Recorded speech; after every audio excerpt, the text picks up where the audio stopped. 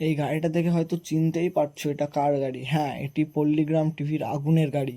তো এটি আমি কোথায় দেখেছিলাম, ভিডিওটি শেষ অবধি দেখতে থাকো, বুঝতে পারবে। তো hello everyone, myself mister Sayan, Radha Radha. তো আজকে চলে গেছিলাম পল্লীগ্রাম টিভির যে স্টুডিও সেটি এক্সপ্লোর করতে, যে শফিক, রিয়াজ, আগুনদের গ্রাম, সেখানে আজ চলে গেছিলাম। তো তোমরা হয়তো ভাবছো যে হঠাৎ করে তোমাদেরকে না বলে যে আমি পল্লীগ্রাম টিভি স্টুডিও দেখতে যাচ্ছি সেসব না জানিয়ে চলে গেছি। তো না, সেরকম কিছু না। এই ভিডিওটা আগে পোস্ট করছি তাই, মানে সব ভিডিওই আছে, ঠিক আছে, তোমাদেরকে এই ভিডিওটা আগে দিচ্ছি।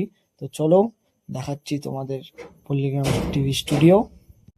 তো চলে গেলাম শফিকদের গ্রাম, রিয়াজদের গ্রাম এক্সপ্লোর করতে। শুধু স্টুডিওতেই যাইনি, স্টুডিওতে গিয়েছিলাম, চলো দেখাচ্ছি। তো এইটা হচ্ছে আগেকার স্টুডিও, পল্লীগ্রাম টিভির আগেকার স্টুডিও। আমি অনেক আগে এসেছিলাম, তখন এই স্টুডিওতেই এসেছিলাম।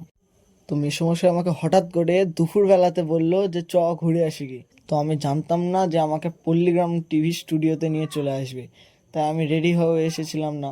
তো যেহেতু চলেই এসেছি, তাই পল্লীগ্রাম টিভি স্টুডিওর সামনে চলে গেলাম। তো যেতেই দেখি আগুনের থার, আগুনের থারটা দাঁড়িয়ে আছে, আর ওর থারের উপরে ওর যে নাম সেটা লেখা আছে। আসলে স্টুডিওর সামনেই গিয়েছিলাম, স্টুডিওর ভিতরে যাইনি, কারণ বললাম না যে হঠাৎ করে গিয়েছিলাম, তাই ভিতরে আর গেলাম না। তারপর চলে গেলাম শফিকদের যে গ্রাম সেটা এক্সপ্লোর করতে।